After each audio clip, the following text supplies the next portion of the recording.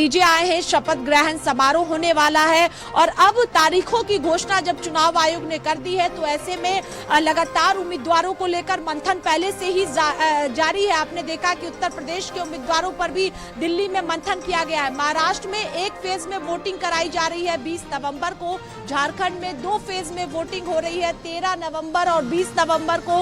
और जब झारखंड में पहले फेज का मतदान होगा उसी दिन जिन जिन राज्यों में उपचुनाव होने हैं उन राज्यों में उपचुनाव कराए जाएंगे, वोटिंग होगी उस दिन। सिर्फ उत्तराखंड की सीट है, एक सीट है जहां पर चुनाव आयोग द्वारा कहा गया है कि वहां पर कुछ कारण है जिसकी वजह से जो है बाद में चुनाव होंगे। लेकिन 13 नवंबर कई राज्य हैं उत्तर प्रदेश के साथ साथ जहां पर उपचुनाव होना है, उसकी घोषणा अब कर दी गई है। अब देखना होगा क्योंकि तेजी के साथ प्रचार अभियान की शुरुआत तो होगी ही, उम्मीदवारों पर भी तेजी से मंथन होगा और जल्द से जल्द अब उम्मीदवारों की लिस्ट भी अगर हम बात करें तो घोषित कर दी जाएगी क्योंकि समाजवादी पार्टी समाजवादी पार्टी और बीएसपी कहीं ना कहीं आगे रेस में अभी आगे बढ़ती दिख रही है क्योंकि समाजवादी पार्टी ने अपने कैंडिडेट्स जहां 6 उतारे हैं, बीएसपी ने भी कुछ कैंडिडेट्स का ऐलान कर दिया है। अब बड़ी बात यह है कि बीजेपी को इस पर पूरी रणनीति बनानी और जल्द से जल्द कैंडिडेट्स उतारे जाने। स्वाति, ये इस वक्त की बड़ी अपडेट है कि 13 नवंबर वो तारीख है जब उत्तर प्रदेश की ये जो 9 सीटें हैं उपचुनाव होगा, इसमें ऐलान हो चुका है। जी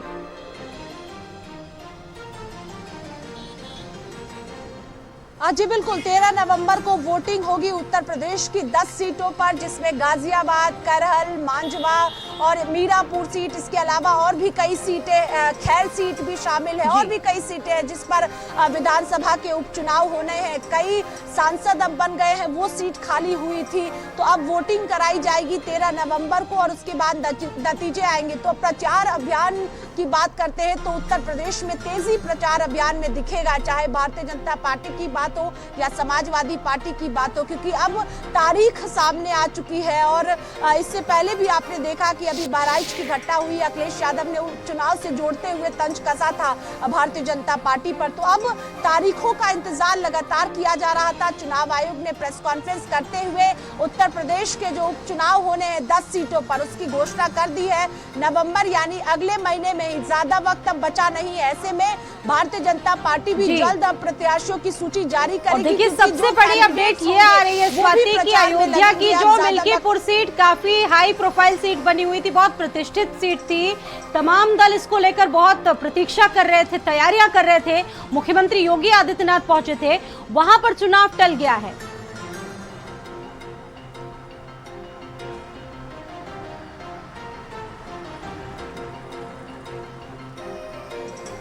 देखिए 2 सीटें चुनाव आयोग द्वारा बताई गई है जिसमें बाद में वोटिंग कराई जाएगी। उसमें उत्तराखंड की भी एक सीट शामिल है। बताया गया है कि कुछ फेस्टिवल्स है और इसके साथ ही अन्य कई कारण भी बताए गए जिसकी वजह से कहा गया है कि बाद में मतदान कराया जाएगा। लेकिन जो बाकी सीटें हैं उस पर कहा गया है कि एक साथ अलग अलग जो प्रदेशों में उपचुनाव होने हैं उन्हें एक साथ ही उपचुनाव कराया जाएगा और वहां पर कुछ कारण बताए गए चुनाव आयोग द्वारा।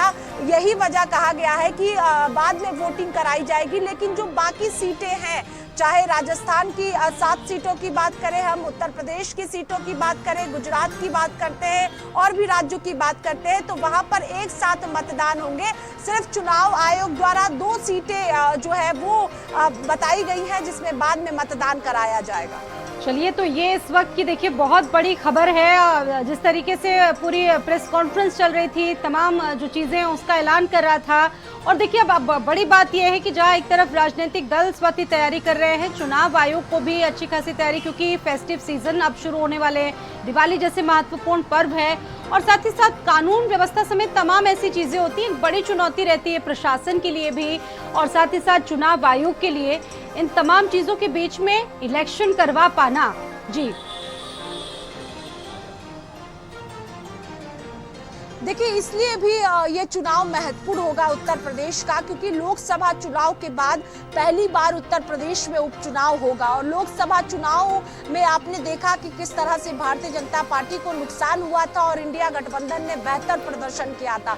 उसके बाद पहली बार उत्तर प्रदेश में उपचुनाव होने जा रहा है, इसलिए भी फोकस पार्टियों का उत्तर प्रदेश है। और बीजेपी लगातार 10 सीटों पर फोकस जो है वो की हुई है। दूसरी तरफ समाजवादी पार्टी का भी फोकस है और चुनौती चुनाव आयोग के लिए रहेगा, क्योंकि ये भी समझना होगा कि दीपावली के बाद जब सारा फेस्टिवल्स जो है वो खत्म हो जाएगा, उसके बाद चुनाव कराए जा रहे हैं चुनाव आयोग द्वारा। 13 नवंबर की तारीख उपचुनाव की तय की गई है और उसके बाद महाराष्ट्र में, झारखंड में 2 फेज में 13 और 20 तारीख को मतदान होंगे। तो दीपावली का त्यौहार भी खत्म हो गया रहेगा, लेकिन चुनाव आयोग की तैयारियां पहले से ही है। राज्यों का दौरा भी चुनाव आयोग ने किया है, उसके बाद अब तारीखों की घोषणा की गई है। तो महत्वपूर्ण सबकी नजरें उत्तर प्रदेश पर टिकी हुई है, 10 सीटों पर खास तौर पर टिकी हुई है।